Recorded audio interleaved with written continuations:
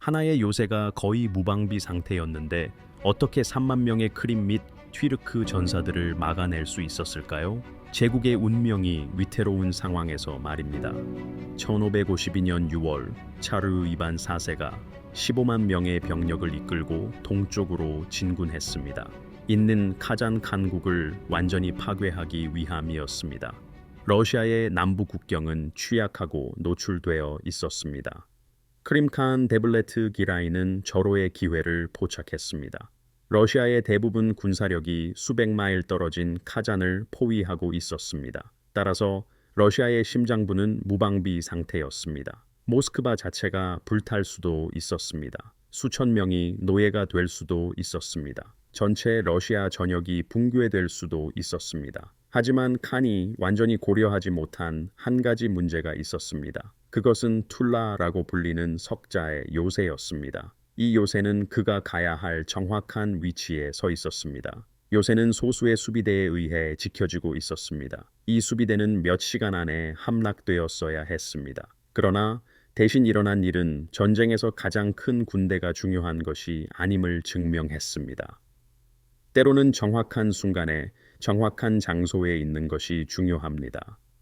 도움이 도착할 때까지 전선을 지킬 충분한 용기만 있으면 됩니다. 이 이야기는 하나의 요새와 필사적인 이틀간의 저항이 러시아 역사의 흐름을 어떻게 바꿨는지에 대한 것입니다. 1552년에 툴라가 왜 그토록 중요했는지 이해하려면 동유럽 전역에서 벌어진 더 큰 체스 게임을 파악해야 합니다. 한 세기 넘게 몽골 금장 한국의 후계 국가들은 파괴적인 약탈로 러시아 공국들을 괴롭혔습니다. 카잔 칸국은 중요한 볼가강 무역로를 장악하고 있었습니다.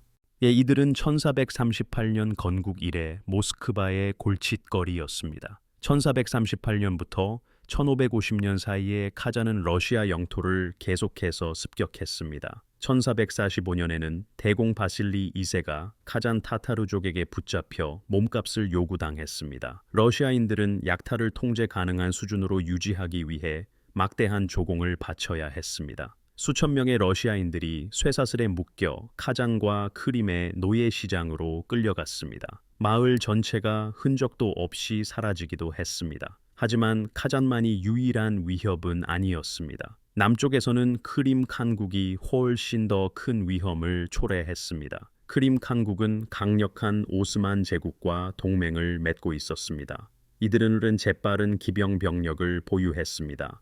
이 병력은 러시아 영토 깊숙이 침투할 수 있었습니다. 이후에는 다시 스텝 지역으로 사라지곤 했습니다. 크림군은 모스크바 교회를 여러 차례 불태웠습니다. 1521년 칸 메흐메드 기라이는 5만 명이 넘는 병력을 이끌었습니다. 그는 콜롬나 근처 오카강을 건넜습니다. 모스크바 외곽을 2주일 내내 유린했습니다. 수천 명의 포로를 잡았습니다. 대공 바실리 3세는 자신의 수도를 대피시켜야 했습니다. 1552년 젊은 차르 이반 4세는 더 이상 참을 수 없었습니다.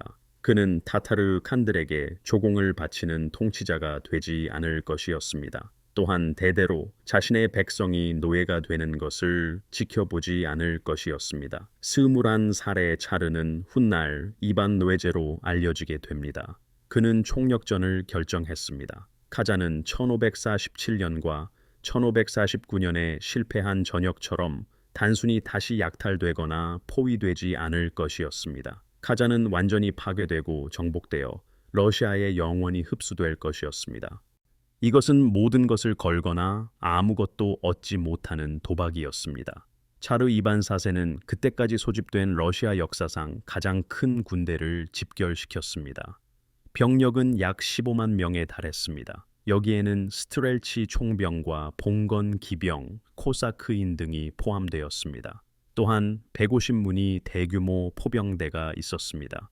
외국인 기술자들이 고용되었습니다. 새로운 공성 기술들이 개발되었습니다. 스비아시스크라는 전진 기지가 전년도에 건설되었습니다. 그 목자의 요새는 강 상류에서 사전 제작되었습니다. 그리고 볼가강을 따라 떠내려 왔습니다. 이는 놀라운 군사 물류의 업적이었습니다. 모든 것이 준비되었습니다. 1552년 6월 16일 차르 이반 사세는 그의 거대한 군대를 이끌고 모스크바를 떠났습니다. 콜롬나를 향했으며 이후 동쪽으로 볼가강과 카잔을 향했습니다. 러시아의 모든 군사력은 한 방향으로 움직이고 있었습니다. 바로 동쪽이었습니다. 바로 이것이 크림칸 데블레트 1세 기라이가 기다려온 것이었습니다. 데블레트는 평범한 타타르 약탈자가 아니었습니다. 그는 1512년경에 태어났습니다. 그는 무바레크 기라이의 아들이었습니다. 전설적인 맨리 1세 기라이의 손자였습니다. 맨리 1세 기라이는 1478년부터 1515년까지 크림을 통치했습니다. 데블레트는 크림 정치계에서 수년간 노력했습니다. 그는 칼가, 즉 부사령관으로서 여러 칸들을 섬겼습니다. 그러다 1551년 마침내 스스로 왕위에 올랐습니다. 그는 권력을 이해했습니다. 그는 기회를 이해했습니다. 그리고 1552년 6월 그는 일생일대의 기회를 보았습니다. 차르 이반 4세의 대규모 군대는 몇 달 동안 카잔을 포위할 예정이었습니다. 모스크바에서 수백 마일 떨어진 곳이었습니다. 이 러시아의 남부 방어선은 최악의 경우 거의 비어 있을 것이었습니다. 오카강 방어선은 크림군의 약탈로부터 러시아를 보호하는 주요 방어선이었습니다. 이곳은 인력이 부족할 것이었습니다. 내륙 지역은 사실상 무방비 상태일 것이었습니다. 데블레트는 북쪽으로 진격할 수 있었습니다. 남은 소규모 병력을 우회할 수도 있었습니다. 부유한 러시아 심장부를 약탈할 수 있었습니다. 어쩌면 모스크바 자체를 위협할 수도 있었습니다. 최소한 그는 차르 이반 4세가 카잔 전역을 포기하고 자신의 영토를 방어하러 돌아오도록 강요할 수 있었습니다. 어떤 식으로든 데블레트는 승리할 것이었습니다. 막대한 약탈물과 수천 명의 노예를 얻을 수 있었습니다. 아니면 카잔을 러시아의 정복에서 구해낼 수도 있었습니다. 크림칸에게 이것은 윈윈 시나리오였습니다. 데블레트는 막강한 침략군을 모았습니다. 현대 러시아 자료들은 그의 군대를 3만 명으로 추정했습니다. 당시 기준으로 이는 엄청난 대군이었습니다. 이들은 단순히 크림 타타르족만이 아니었습니다. 오스만 제국은 크림의 지배자이자 동맹국이었습니다. 이들은 데블레트를 튀르크 예니체리로 강화했습니다. 예니체리는 머스키스로 무장한 정예 보병 부대였습니다. 이들은 지중해와 중동 전역에서 전투 경험을 쌓았습니다. 오스만 포병대가 군대에 동행했습니다. 이는 이전 크림군의 약탈에서 부족했던 화력을 제공했습니다. 동부 스텝 지역의 맹렬한 유목 전사인 노가이 부족민들이 병력을 증강시켰습니다. 이것은 오스만 제국의 힘으로 뒷받침되는 전문적인 군사 작전이었습니다. 단순히 또 다른 빠른 노예 약탈이 아니었습니다. 데블레트의 계획은 단순함 속에 우아함이 있었습니다. 세우텝을 가로질러 북쪽으로 빠르게 이동하는 것이었습니다. 이 러시아가 병력을 집중하여 막기 전에 오카강을 건너는 것이었습니다. 그리고 무방비 상태인 내륙 깊숙이 진격하는 것이었습니다. 목표는 아마도 모스크바 주변 지역 자체였을 것입니다. 그곳의 부유한 영지와 인구 밀집 도시는 엄청난 약탈을 약속했습니다. 크림 경제는 노예 약탈에 크게 의존했습니다. 이러한 성공적인 전역은 카파와 괴줄레베의 노예 시장에 수만 명의 사람들을 포획할 수 있었습니다. 있는 칸국에 막대한 부를 창출했습니다. 6월 중순 데블레트의 군대가 천둥처럼 북쪽으로 진격했습니다. 러시아 척후병들은 거대한 군대를 발견하고 콜롬나의 차르 이반 4세에게 긴급 메시지를 보냈습니다. 그 소식은 암울했습니다. 크림군이 랴잔으로 향하고 있었습니다. 랴잔은 모스크바 남동쪽에 있는 주요 도시였습니다. 만약 랴잔이 함락되면 모스크바로 가는 길이 열리는 것이었습니다. 차르 이반 4세는 고통스러운 선택에 직면했습니다. 지금 돌아선다면 카잔 전역 전체가 붕괴됩니다. 수년간의 준비는 헛수고가 되는 것이었습니다. 러시아가 소집했던 가장 큰 군대가 목표를 달성하지 못하고 해산됩니다. 동쪽으로 계속 나아간다면 모스크바와 그의 통치 기간 동안 건설한 모든 것을 잃을 위험이 있었습니다. 그러나 젊은 차르는 이분법적인 선택을 받아들이기를 거부했습니다.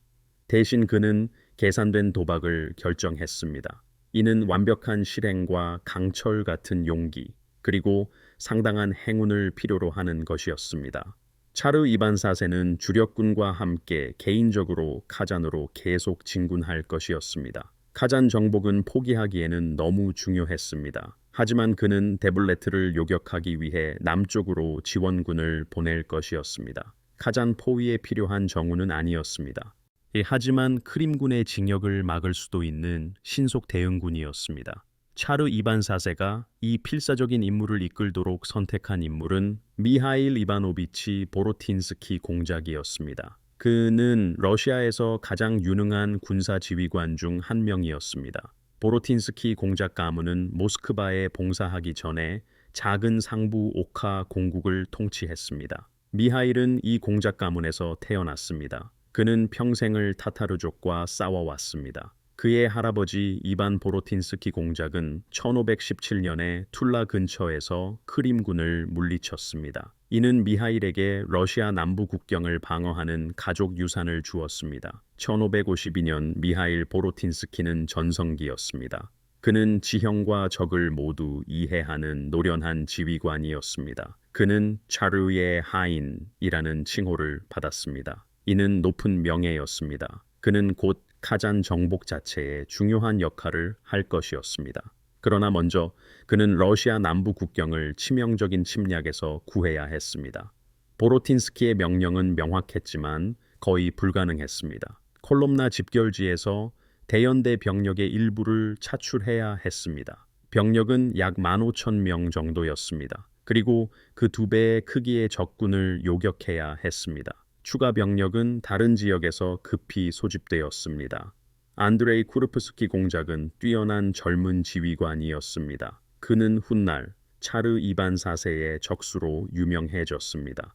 차르의 잔인함에 대한 비판적인 회고록을 쓰기도 했습니다. 그에게 우익연대 지휘권이 주어졌습니다. 그는 툴라를 향해 급파되었습니다. 피오트르 시체냐테프, 이반 프론스키, 드미트리 힐코프 공작들은 로슬라블 리아잔에서 추가 분견대를 이끌었습니다. 이 모든 가용 병력이 데블레트의 거대한 징역 경로에 투입되었습니다. 한편 툴라 요새 자체의 상황은 필사적이었습니다. 툴라는 모스크바 남쪽으로 약 120마일 떨어진 중요한 전략적 위치를 차지했습니다. 툴라는 남쪽에서 오는 주요 경로들을 가로막고 있었습니다. 이곳은 러시아의 숲 방어선인 대형 숲 경계의 핵심 거점이었습니다. 이 방어선은 타타르 약탈자들을 늦추기 위해 설계된 요새 체계였습니다. 도시의 방어시설은 적어도 서류상으로는 강력했습니다. 대공 바실리 3세는 1507년에 툴라의 중요성을 인식했습니다. 그는 울라강 좌안에 목자의 요사의 건설을 명령했습니다. 이 목자의 요새는 1509년에 완성되었습니다. 그러나 목자의 성벽은 불에 타며 포병 공격을 견딜 수 없었습니다. 그래서 1514년에 바실리는 석자의 크렘린 건설을 명령했습니다. 이는 목자의 방어선 내부에 지어졌습니다. 모스크바 크렘린을 건축 모델로 삼았습니다. 1520년에 완성된 툴라 크렘린은 중세 군사 건축의 걸작이었습니다. 그 석자의 성벽은 대포 공격에 견딜 만큼 두꺼웠습니다. 9개의 탑은 공격자들을 상대로 뛰어난 사격 범위를 제공했습니다. 4개의 통과탑은 거대한 참나무 문과 철제 쇠창살로 확보되었습니다. 이는 출입구를 봉쇄하기 위해 내릴 수 있었습니다. 성벽을 따라 있는 전투 플랫폼은 수비대가 화살과 머스킷 발사, 그리고 바위를 쏟아붓게 했습니다. 이는 요새를 오르려는 모든 사람에게 해당했습니다. 성벽 아래 포문은 대포가 공격 대형에 직접 발사할 수 있도록 했습니다. 이곳은 난공불락으로 설계되었습니다. 하지만 한 가지 치명적인 문제가 있었습니다. 요새를 방어할 사람이 거의 없었습니다.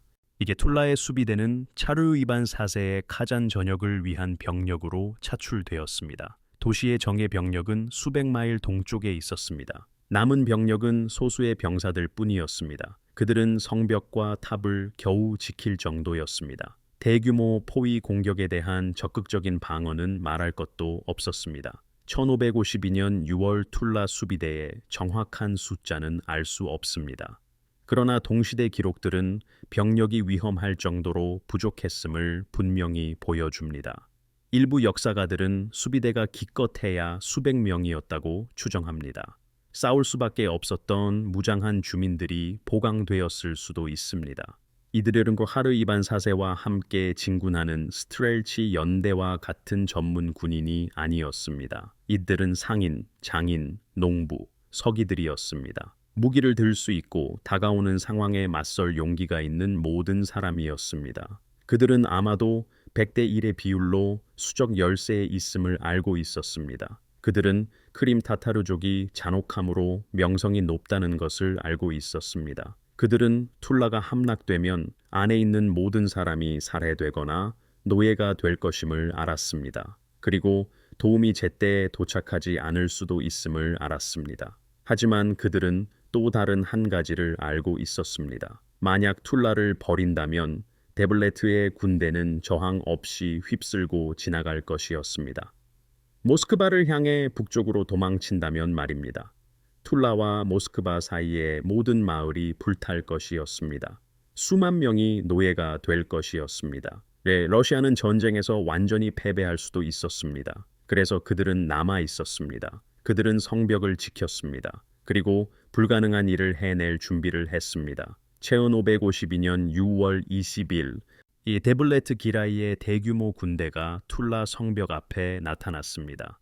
크림칸은 리아잔을 향해 계획대로 북쪽으로 진격하고 있었습니다. 그때 그의 척후병들이 차르 이반 4세가 콜롬나에서 상당한 병력으로 기다리고 있다는 소식을 전했습니다. 데블레트의 원래 계획은 즉시 무너졌습니다. 차르 이반 4세가 직접 길을 막고 있었으므로 콜롬나를 우회할 수 없었습니다.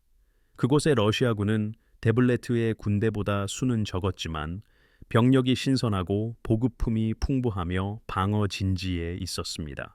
정면 공격은 많은 희생을 치를 것이며 완전히 실패할 수도 있었습니다. 데블레트는 전략을 다시 생각해야 했습니다. 그러나 그의 병사들은 다른 시각을 가지고 있었습니다. 크림 및 노가이 전사들은 약탈, 노예, 그리고 영광을 기대하며 수백 마일을 행군했습니다. 그들은 빈손으로 돌아갈 생각이 없었습니다. 그들은 즉각적인 행동을 요구했습니다. 데블레트는 자신의 병사들로부터 어떤 식으로든 원정을 정당화하기 위해 공격을 감행하라는 압력을 받는 불편한 상황에 처했습니다. 그때 툴라가 목표물이 되었습니다. 툴라는 원래 목표는 아니었지만 전술적으로는 타당했습니다. 툴라는 북쪽으로 향하는 주요 경로를 통제하고 있었습니다. 그곳의 크렘린에는 보급품과 무기가 보관되어 있었습니다. 가장 중요하게 정보에 따르면 주둔군 병력은 매우 적었습니다. 데블레트는 툴라를 신속하게 점령하여 병사들의 전투 욕구를 충족시키고 보급품과 포로를 확보할 수 있었습니다. 그리고 러시아군의 반응에 따라 계속 진격할지 철수할지 결정할 수 있었습니다. 6월 20일 오후 공성전이 시작되었습니다. 3만 명의 적 전사들이 요새를 포위하고 있을 때 툴라 크렘린의 성벽 위에 서 있다고 상상해 보십시오. 그 압도적인 규모는 공포스러울 것입니다. 사방을 둘러봐도 전사들, 말들, 천막, 그리고 모닥불만 보일 것입니다. 크림 타타르족은 심리전의 대가였습니다. 그들은 성벽 가까이 말을 타고 달려와 모욕적인 말을 외치고 승마 기술을 과시하며 방어 태세를 시험하기 위해 화살을 쏘았습니다. 튀르키예의 예니체리 부대는 대포를 설치했습니다. 이것들은 오스만 제국이 만든 대포로 충분한 시간이 주어지면 심지어 돌벽도 파괴할 수 있었습니다. 노가이 전사들 중 상당수는 샤머니자 영적인 보호를 굳게 믿는 사람들이었습니다. 그들은 전투 전에 의식을 행했습니다. 전쟁 북소리, 튀르크워로 외치는 명령, 수천 마리 말들의 울음소리, 무기가 준비되는 소리 등 끊임없이 소음이 울려 퍼졌습니다. 방어자들에게 이 첫째 날은 초기 충격을 이겨내고 적의 의도를 파악하는 것이 중요했습니다. 크림군은 방어선을 탐색하며 약점을 찾기 위해 성벽의 여러 부분을 시험했습니다. 그들은 화살과 머스킷 탄환을 발사하여 방어가 약한 지역을 찾았습니다. 소규모 그룹으로 사다리를 가져와 방어자들을 불시에 공격할 수 있는지 확인하기 위해 빠른 기습 공격을 시도했습니다. 각 공격은 격퇴되었지만 방어자들은 귀중한 탄약과 에너지를 소모했습니다. 중세 공성전은 지치게 만드는 일이었습니다.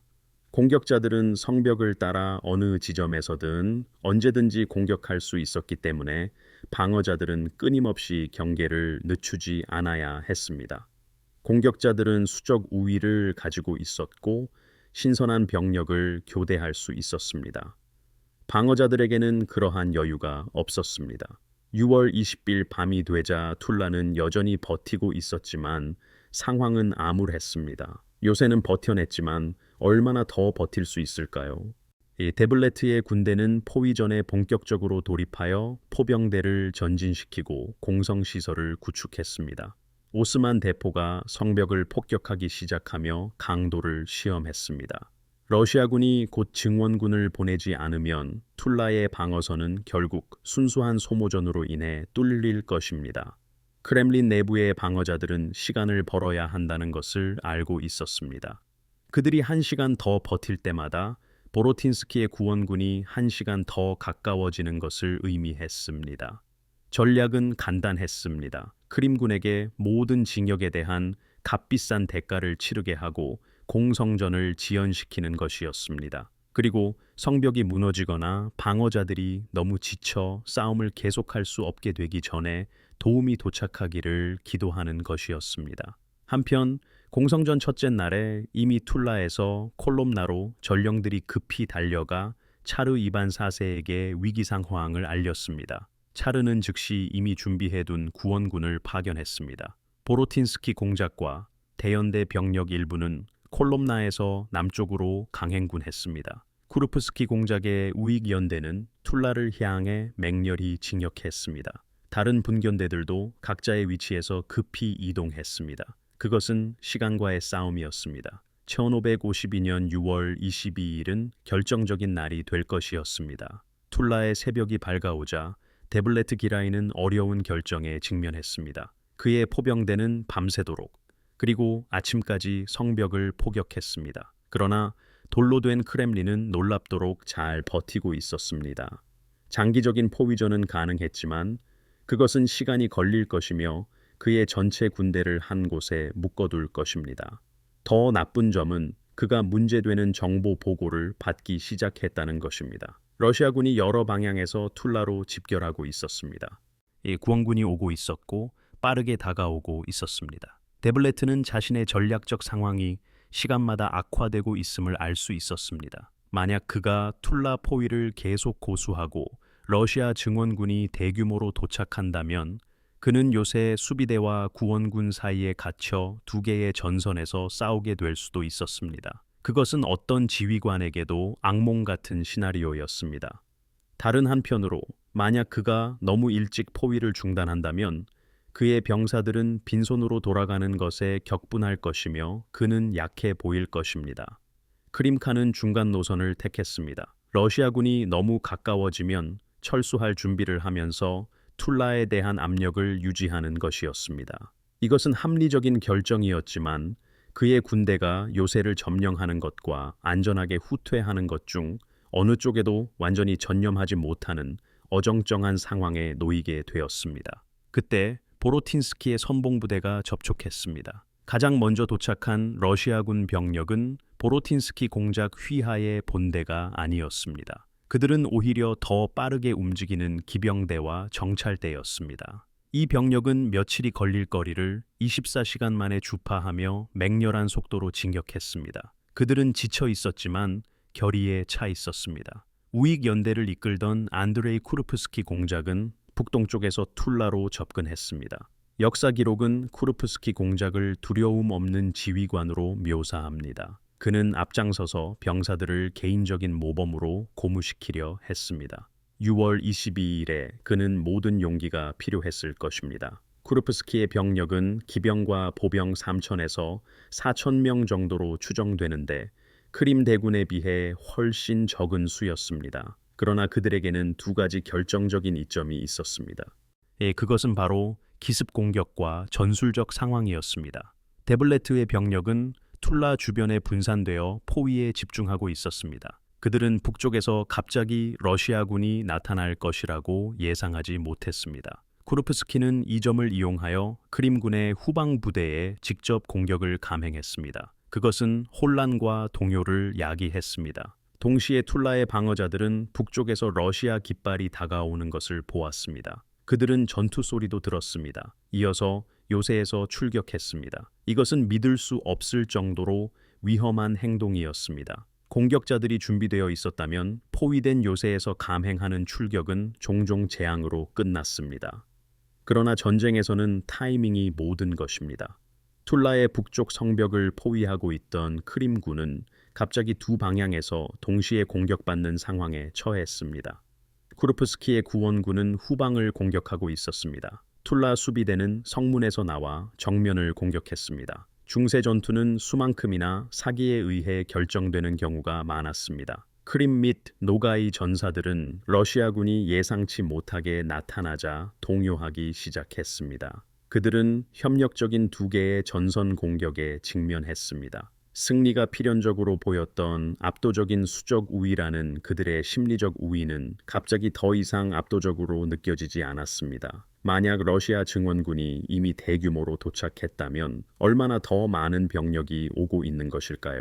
쿠르프스키의 공격과 툴라 출격 사이의 협력은 어떤 통신이 있었음을 시사합니다. 성벽으로부터의 신호나 사전 협약된 타이밍일 수도 있습니다. 결과는 포위군에게 치명적이었습니다. 망치와 모루 사이에 갇힌 툴라 북부의 크림군은 무너져 혼란스럽게 후퇴했습니다.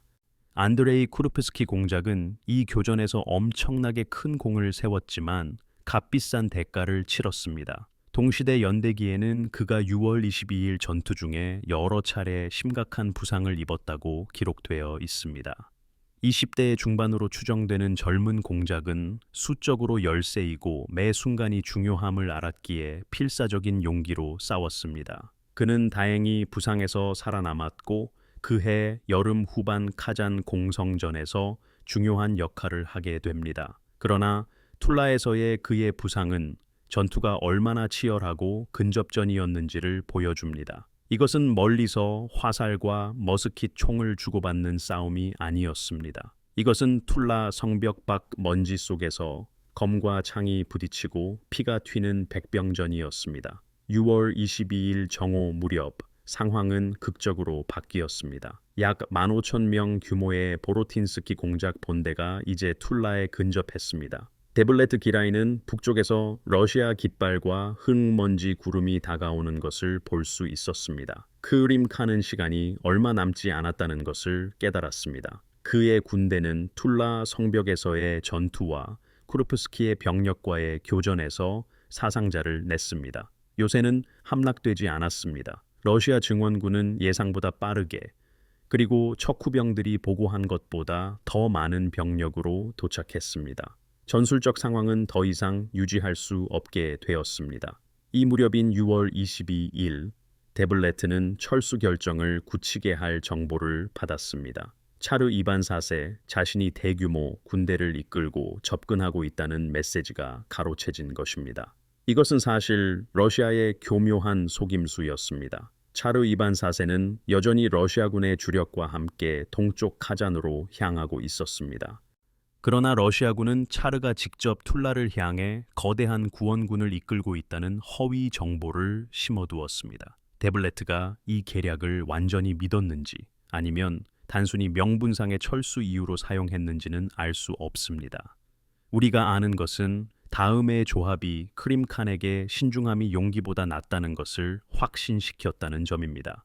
툴라의 예상치 못한 강력한 방어, 보로틴스키의 구원군 도착, 6월 22일의 피비린내 나는 격토해였습니다. 그리고 심지어 더 큰 러시아군이 접근할 가능성까지 더해졌습니다. 6월 22일 늦게 또는 6월 23일 초에 데블레트 기라이는 전면 철수를 명령했습니다. 툴라 공성전은 포기되었습니다. 그러나 러시아인들은 크림 대군이 단순히 물러나는 것을 용납하지 않았습니다. 이것은 후퇴하는 적에게 심각한 피해를 입힐 기회였습니다. 보로틴스키 공작은 본대와 함께 도착하여 즉시 추격전을 조직했습니다. 역사 기록에는 쉬브론 강 근처에서 중요한 교전이 언급되어 있습니다. 이 강은 툴라 남부 지역을 흐르며 때때로 시브론으로 표기되기도 합니다. 이것은 전면적인 대회전이 아니었습니다. 오히려 달아나는 싸움, 즉 후위대 교전이었습니다. 러시아 기병대는 후퇴하는 크림군을 괴롭히고 나고병들을 제거하며 본대의 징역을 늦추려 했습니다. 이러한 종류의 추격전은 정규 전투보다 훨씬 더 파괴적일 수 있습니다. 후퇴하는 군대는 흩어져 있고 무질서하며 취약하기 때문입니다. 러시아군은 데블레트의 보급 부대를 성공적으로 탈취했습니다. 이것은 치명적인 타격이었습니다. 보급 부대는 단순히 보급품만이 아니었습니다. 그것은 또한 크림군이 툴라에 도달하기 전 러시아 영토를 처음 징역하면서 약탈했던 전리품과 포로들이었습니다. 연대기 기록은 러시아군이 크림군의 징역 동안 툴라 주변 지역에서 포로가 되었던 사람들을 어떻게 해방시켰는지 묘사합니다. 이것은 군사적 승리만큼이나 선전적 승리였습니다. 툴라가 버텨냈고 침략이 격퇴되었을 뿐만 아니라 러시아인들은 실제로 자국민을 구출하고 적의 보급품을 탈취했습니다. 그것은 완전한 역전이었습니다. 데블레트에게 더 굴욕적이었던 것은 러시아군이 오스만 제국이 원정을 위해 제공했던 튀르키예 포병대를 노획했다는 것입니다. 적에게 대포를 잃는 것은 수치스러운 일이었으며 중요한 물질적 손실을 의미했습니다. 고품질 포병대는 비싸고 대체하기 어려웠기 때문입니다. 툴라 전역에서 발생한 사상자 수는 정확한 수치로 파악하기 어렵습니다. 여기에는 포위전, 6월 22일의 전투, 그리고 쉬브론 강에서의 추격전이 포함됩니다. 중세 및 근세 문헌들은 자신들이 만들고자 하는 이야기에 따라 적군과 아군 사상자를 모두 과장하는 경향이 있습니다. 우리가 확신할 수 있는 것은 크림군이 상당한 손실을 입었다는 사실입니다. 툴라 전투와 이어진 후퇴 중에 수백 명, 어쩌면 수천 명의 병력이 사망하거나 포로로 잡혔습니다. 심리적인 영향은 육체적인 사상자보다 훨씬 더 컸습니다. 데블레트는 수년 만에 가장 큰 크림군 중 하나를 소집했습니다. 이들은 오스만 예니체리와 포병으로 증강되었습니다. 그러나 데블레트는 병력이 부족한 단 하나의 요새도 점령하는 데 실패했습니다. 러시아군의 손실은 훨씬 적었지만 분명히 실제했습니다. 툴라 수비대는 이틀 동안 폭격과 공격을 견뎌냈습니다. 일부 수비병들은 확실히 사망하거나 부상당했습니다. 쿠르프스키 공작의 심각한 부상은 러시아 구원군이 공격적인 전술에 대한 대가를 치렀음을 보여줍니다. 그러나 툴라가 함락되고 데블레트의 대군이 러시아의 심장부를 휩쓸었다면 벌어졌을 상황과 비교할 때 이 손실은 미미했습니다. 툴라에서의 실패는 데블레트 기라이로 하여금 아무것도 얻지 못한 채 크림반도로 퇴각하게 만들었습니다. 그의 침략은 러시아를 약탈하거나 차르 이반 4세가 카잔 원정을 포기하도록 강요하는 것이었습니다. 그러나 두 가지 목표 중 어느 하나도 달성하지 못했습니다. 한편 차르 이반 4세는 카잔으로의 행군을 중단 없이 계속했습니다. 보로틴스키 공작은 남부 국경을 확보한 후 카잔의 주력군에 다시 합류했습니다. 그곳에서 그는 1552년 10월 2일에 러시아군이 아르스크 타워를 습격했을 때 도시 방어를 돌파한 첫 번째 지휘관 중 한 명이 되었습니다. 툴라 전역은 러시아가 세기 중 가장 위대한 군사적 승리를 거두는 데 필요한 귀중한 시간을 벌어주었습니다. 카잔 포위전 자체는 1552년 8월 말부터 10월 초까지 계속되었습니다. 러시아군은 압도적인 병력을 동원했습니다. 15만 명의 병력과 150문의 대포가 있었습니다. 또한 카잔 성벽을 최종적으로 뚫을 채광 작업을 지휘한 버틀러라는 영국인을 포함한 외국인 공성 기술자들이 있었습니다. 야데가르 모크 하마드 칸이 이끌고 콜샤리프와 같은 종교 지도자들에게 영감을 받은 도시의 수비병들은 필사적인 용기로 싸웠습니다. 그러나 그들은 패배할 운명이었습니다. 10월 2일에 러시아 공병대는 노가이 및 아탈리크 문 근처 성벽 아래에 대량의 폭약을 터뜨려 요새에 거대한 구멍을 냈습니다. 러시아 군대가 쏟아져 들어갔습니다. 잔혹한 시가전이 몇 시간 동안 맹렬하게 펼쳐졌습니다. 전투가 끝났을 때 카잔은 함락되었습니다. 사망자 수는 엄청났습니다. 이 동시대 문헌들은 대량 학살과 모스크를 포함한 거의 모든 타타르 건물의 파괴에 대해 이야기합니다.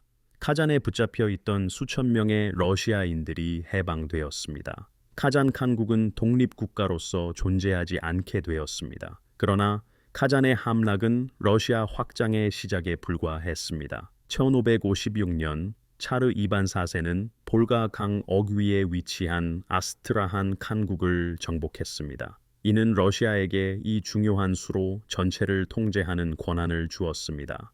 이 두 개의 주요 타타르 칸국 정복은 러시아의 시베리아 확장을 위한 길을 열었습니다. 이는 몇 년 안에 시작될 것이었습니다.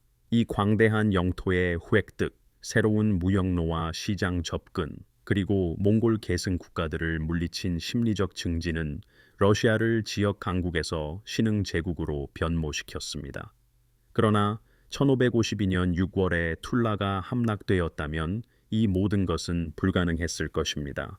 만약 데블레트의 침략이 차르 이반 4세에게 카잔 원정을 포기하도록 강요하는 데 성공했다면 전쟁의 전체 궤적이 바뀌었을 것입니다.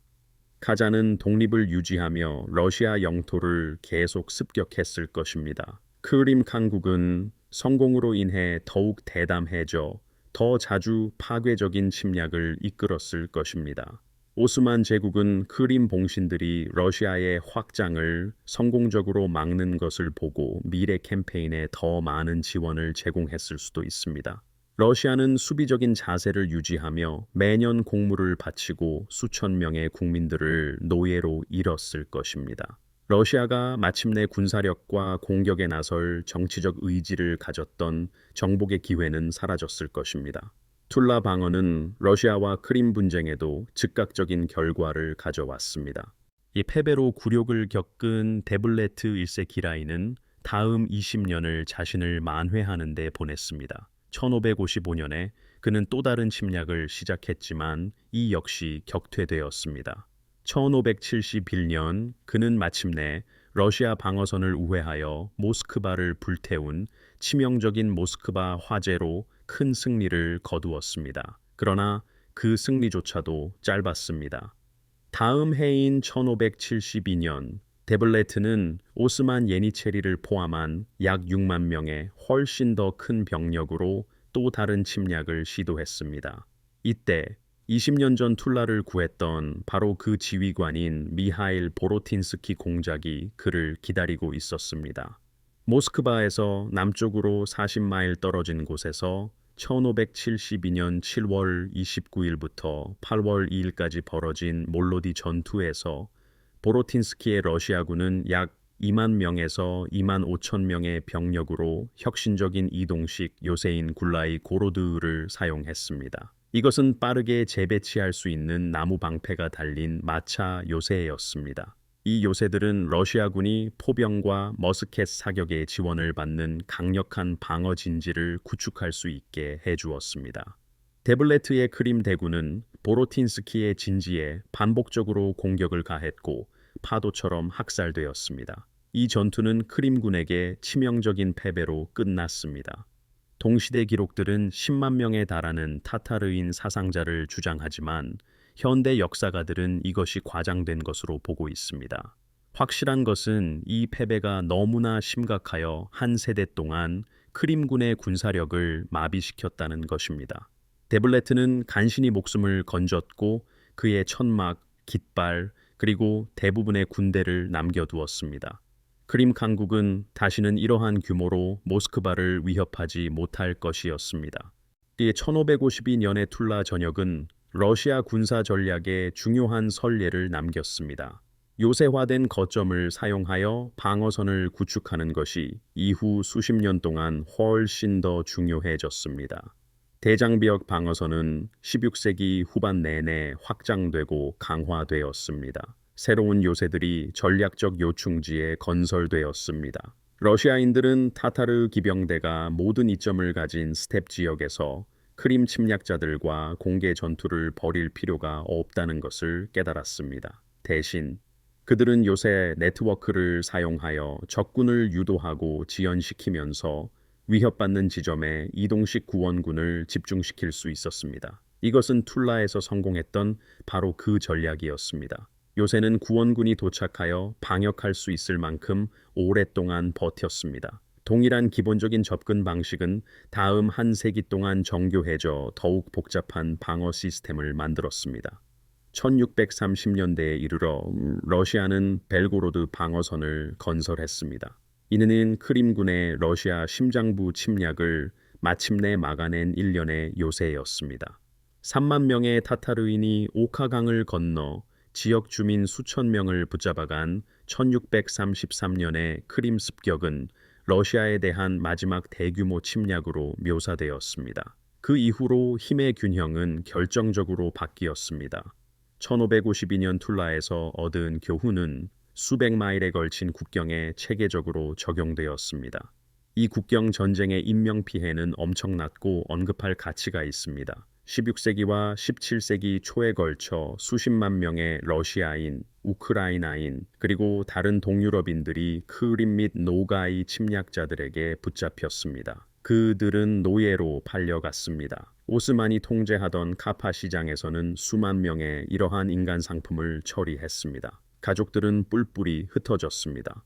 이 반복되는 습격으로 인해 전체 지역이 인구가 줄었습니다. 비옥한 농지가 버려지고 무역로가 너무 위험해져 경제적 피해는 막대했습니다.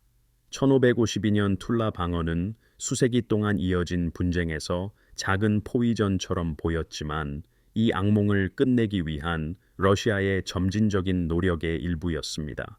모든 성공적인 방어, 모든 격퇴된 습격, 모든 역경을 이겨낸 요새는 러시아를 남부 국경을 확보하고 노예 습격을 종식시키는데 한 걸음 더 다가가게 했습니다. 18세기 말 러시아가 1783년 러시아 튀르크 전쟁 중에 마침내 크림 칸국을 정복했을 때 이 끔찍한 동유럽 역사의 장은 마침내 끝났습니다. 그러나 그 기억은 오래도록 남아 있었고 수세기 동안의 침략의 트라우마는 여러 세대 동안 러시아의 전략적 사고에 영향을 미쳤습니다. 툴라에서 공을 세운 지휘관들은 그들이 받은 것보다 더 많은 인정을 받아야 합니다. 미하일 보로틴스키 공작은 주로 1572년 몰로디에서의 승리로 기억될 것입니다. 그러나 20년 전 그의 툴라 구원은 전략적으로 거의 동등하게 중요했습니다. 그의 신속한 병력, 집중 능력, 툴라 수비대와의 협력, 그리고 효과적인 추격 실행은 전술적 탁월함을 보여주었습니다. 비극적이게도 보로틴스키의 삶은 끔찍하게 끝났습니다.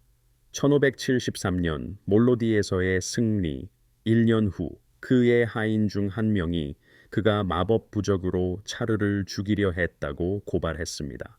말년에 편집증적이고 점점 더 잔인해진 차르 이반 4세는 보로틴스키를 직접 고문했습니다. 공작의 시신은 두 개의 모닥불 사이에 놓였고 이반은 직접 불타는 석탄을 그에게 밀어 넣었습니다. 이 크림 침략으로부터 러시아를 두 번 구했던 미하일 보로틴스키는 자신이 충성스럽게 섬겼던 통치자의 손에 고문으로 사망했습니다. 툴라에서 부상당하고 나중에 카잔에서 공을 세운 안드레이 쿠르프스키 공작 또한 차르 이반 4세의 불만을 샀습니다. 1564년 차르 이반 4세의 오프리친이나 공포 속에서 자신의 생명을 두려워한 쿠르프스키는 리투아니아로 망명했습니다. 그곳에서 그는 차르 이반 4세에게 일련의 서한을 써서 차르의 잔인함과 폭정을 비난했습니다. 이 서한들은 차르 이반 4세의 답변과 함께 그 시대의 가장 유명한 문서 중 하나입니다. 또한 차르 이반 4세의 심리와 그 시대의 정치 문화에 대한 귀중한 통찰력을 제공합니다. 그렇다면 이 전투의 지속적인 중요성에 대해 무엇을 말할 수 있을까요?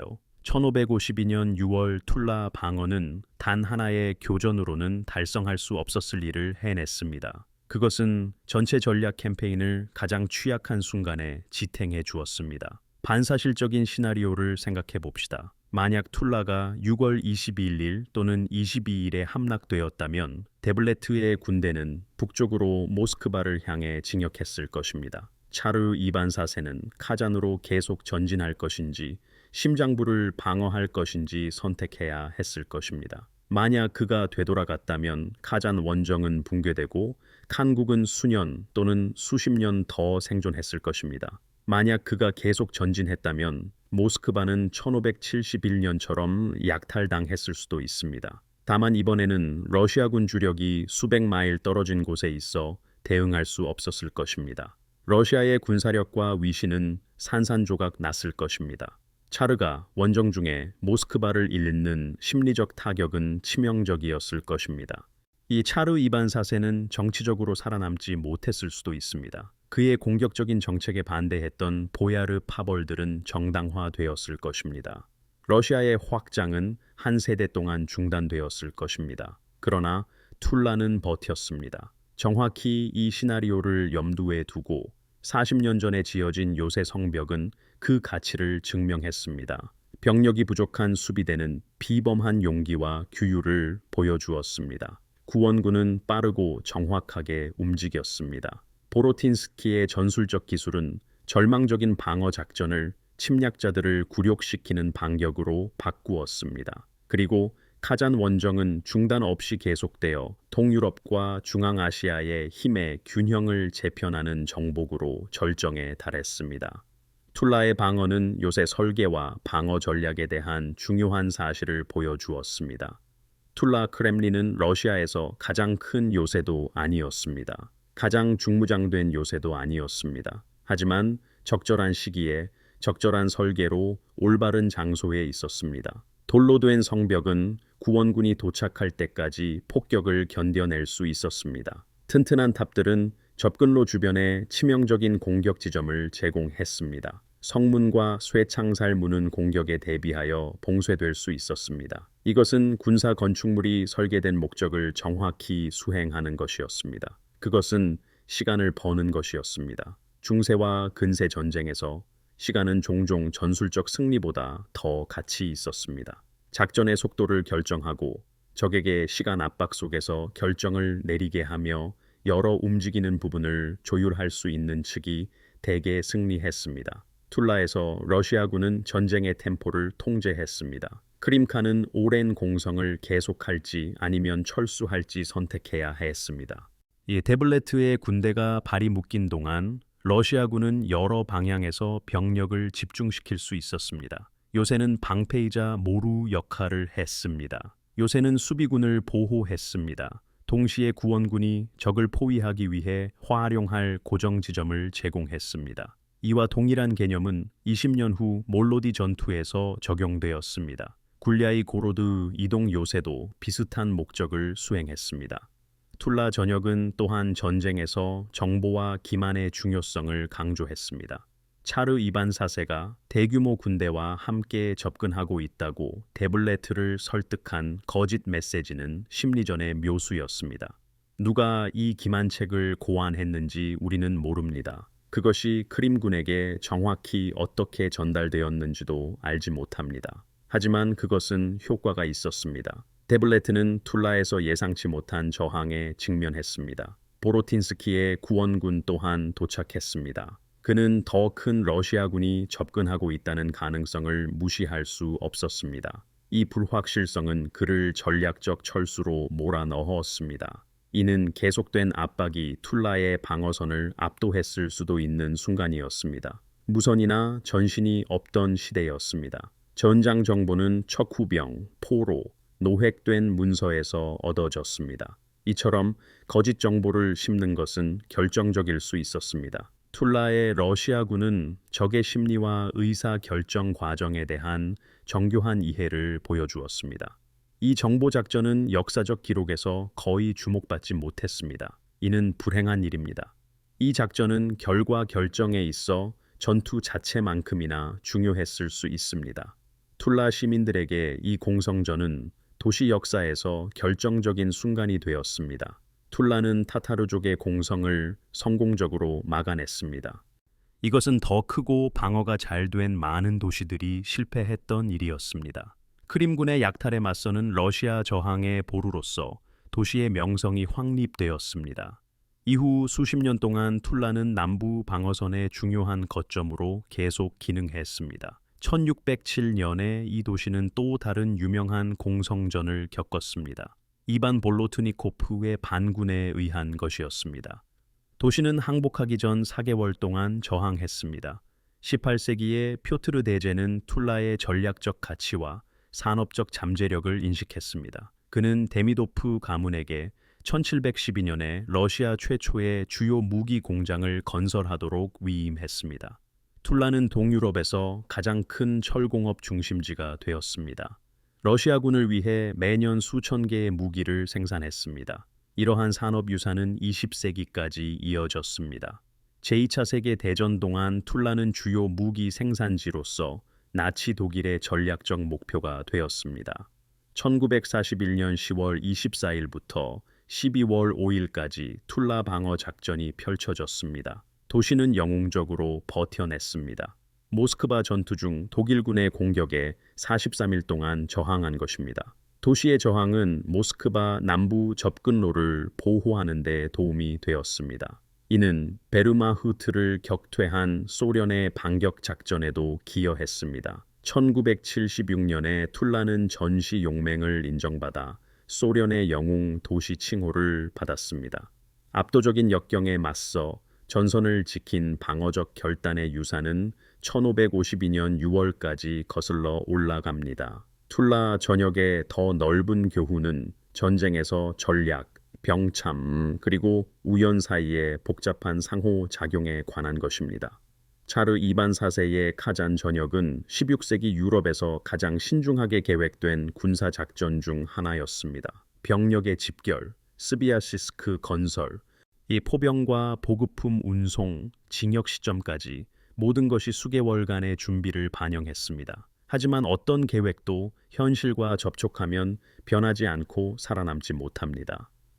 데블레트의 침공은 모든 것을 무산시킬 수 있는 전략적 기습이었습니다. 그렇게 되지 않은 데에는 몇 가지 요인이 있습니다. 수십 년 전 툴라에 강력한 요새를 건설한 선견지명이 있었습니다. 요새를 버리는 대신 버텨낸 수비대의 용기 또한 중요했습니다. 보로틴스키와 쿠르프스키 지휘하, 구원군의 속도와 기술도 빛났습니다. 그리고 약간의 운도 작용했습니다. 만약 데블레트가 더 빨리 움직였다면 수비대는 준비되지 못했을 수 있습니다. 이는 러시아 정보부가 그의 징역을 탐지하기 전 툴라에 도달했을 경우입니다. 만약 보로틴스키의 구원군이 날씨나 병참 문제로 단 하루라도 지연되었다면 툴라는 함락되었을 수도 있습니다. 차르 이반 4세의 접근에 대한 기만 작전이 성공하지 못했다면 데블레트는 초기 좌절에도 불구하고 공성전을 계속했을 수도 있습니다. 전쟁은 이러한 우발적인 상황들로 가득합니다. 작은 요인들이 결합하여 큰 영향을 미치는 순간들입니다. 이것은 우리를 역사적 중요성의 본질에 대한 최종 성찰로 이끕니다. 그해 여름 후반에 일어난 카잔 공성전은 러시아 역사서와 대중적 의식 속에서 모든 주목을 받습니다. 그것은 거대한 작전이자 결정적인 정복이었으며 문명사의 전환점이었습니다. 당연한 일입니다. 하지만 툴라가 카잔을 가능하게 했습니다. 6월 툴라의 성공적인 방어가 없었다면 10월의 카잔 공성전은 없었을 것입니다. 더 작은 행동이 더 큰 승리를 가능하게 한 것입니다. 이러한 패턴은 군사 역사 전반에 걸쳐 나타납니다. 결정적이지만 화려하지 않은 방어 행동이 그 예입니다. 그것들은 가능하게 한 화려한 공세만큼 기억되지 않습니다. 1552년 6월에 툴라 성벽을 지킨 병사들은 역사를 바꾸고 있다고 생각하지 않았을 것입니다. 그들은 단지 생존하려 했습니다. 자신들의 도시를 보호하고 도움을 받을 때까지 충분히 버티려고 했습니다. 하지만 그렇게 함으로써 그들은 러시아가 더 큰 전쟁에서 승리할 수 있도록 하는 전략적 조건을 보존했습니다. 보로틴스키 공작과 그의 구원군은 4개월 후 카잔 성벽을 습격한 이들만큼 영광을 얻지 못했습니다. 그러나 그들의 업적은 그에 못지않게 필수적이었습니다. 역사는 종종 눈에 띄지 않는 결정적인 순간들로 이루어져 있습니다. 요새가 버텨서 전투가 일어나지 않은 경우가 있습니다. 구원군이 제때 도착하여 전역이 성공하기도 합니다. 어딘가에서 방어자들이 굴복하기를 거부하여 제국이 확장되기도 합니다. 만약 1552년 툴라의 수비군이 그들의 저항이 가져온 결과를 볼 수 있었다면 무엇을 생각했을까요? 그들은 차르 2반 4세가 카잔과 아스트라한을 정복하여 전체 볼가강 유역을 러시아에 통제해 두는 것을 보았을 것입니다. 그들은 러시아가 시베리아로 확장하여 결국 태평양에 도달하는 것을 보았을 것입니다. 그들은 몰로디에서 크림 칸국이 패배하는 것을 보았을 것입니다. 또한 1483년에 러시아에 최종 합병될 때까지 국력이 점차 쇠퇴하는 것을 보았을 것입니다. 그들은 툴라 자체가 산업 강국으로 변모하는 것을 보았을 것입니다. 수세기 동안 러시아 병사들에게 무기를 공급한 것입니다. 그들은 자신들의 도시가 나치 독일에 대한 저항으로 영웅도시 칭호를 받는 것을 보았을 것입니다. 이는 자신들의 방어적 저항의 먼 메아리였습니다. 그들은 러시아가 역사상 가장 큰 제국 중 하나가 되는 것을 보았을 것입니다. 러시아는 11시간대에 걸쳐 펼쳐져 있습니다. 그리고 그들은 1552년 6월의 이틀간 필사적인 저항이 중요한 전환점 중 하나였음을 깨달았을지도 모릅니다. 그 저항으로 인해 광대한 역사적 변화가 시작되었습니다. 물론 유일한 전환점은 아닙니다. 역사는 단일 사건으로만 바뀌지 않습니다. 하지만 그중 하나였습니다. 모든 것이 다르게 흘러갈 수도 있었던 결정적인 순간이었습니다. 하지만 그렇게 되지 않았습니다. 인력 부족, 요새의 평범한 사람들은 도망치는 대신 싸우기로 결정했습니다. 그들은 항복하는 대신 버텼습니다. 또한 가능성이 희박하더라도 도움이 올 것이라고 믿었습니다. 툴라의 성공적인 방어에 대한 공로는 여러 당사자들에게 돌아갑니다. 성벽을 지킨 수비대가 가장 큰 영예를 받을 자격이 있습니다. 그들의 이름은 대부분 역사에 잊혔지만 그들의 용기는 그렇지 않습니다. 미하일 보로틴스키 공작과 그의 구원군은 빠른 속도, 전술적 기술, 그리고 공격적인 방역으로 인정받을 만합니다. 안드레이 쿠르프스키 공작의 최전선에서 지휘하려는 의지와 심각한 부상은 그의 개인적인 용기를 증명합니다. 차르 2반 4세가 카잔 전역을 계속하면서 구원군을 보낸 결정은 전략적 판단과 정치적 용기를 보여주었습니다. 수십 년 전 툴라의 요새를 설계한 공병들은 공격에 견딜 수 있는 방어시설을 만든 공로를 인정받을 만합니다. 이반이 접근하고 있다고 데블레트를 설득한 이름 없는 정보 요원 또한 결정적인 역할을 했습니다. 군사적 승리는 항상 집단적인 성과입니다. 이는 많은 사람들의 노력 위에 세워집니다. 그들 대부분은 역사 기록에서 보이지 않습니다. 하지만 이들은 함께 역사를 바꾸었습니다. 그들은 러시아의 남부 국경을 충분히 오래 온전하게 유지했습니다. 그들은 필요한 시간을 벌었습니다. 그렇게 함으로써 그들은 16세기 위대한 정복 중 하나를 위한 조건을 만들었습니다. 새로운 제국의 부상에도 기여했습니다. 역사상 가장 저평가된 방어전 중 하나에 대한 심층 탐구를 시청해 주셔서 감사합니다. 툴라의 방어가 카잔 정복을 가능하게 하고 동유럽 역사를 재편한 이 탐구가 즐거우셨다면 좋아요 버튼을 눌러주세요. 다음 24시간 안에 1000개의 좋아요를 받아봅시다. 제국의 진로를 바꾼 결정적인 전투와 방어 작전에 대한 더 많은 이야기를 원하신다면 채널을 구독해 주세요. 다음에 다루었으면 하는 전투나 전역이 무엇인지 댓글로 알려주세요. 더 더 많은 러시아 군사 역사를 탐구해 볼까요? 시베리아 정복은 어떠세요? 대혼란 시대는요? 아니면 완전히 다른 지역과 시대로 이동하고 싶으신가요? 알려주세요. 전쟁의 역사는 모든 것이 위태로웠던 잊혀진 순간들로 가득합니다. 저는 그러한 순간들을 밝혀내는 것을 좋아합니다. 다음 시간까지 기억하세요. 때로는 가장 위대한 승리는 단순히 패배하기를 거부하는 것에서 온다는 것을요.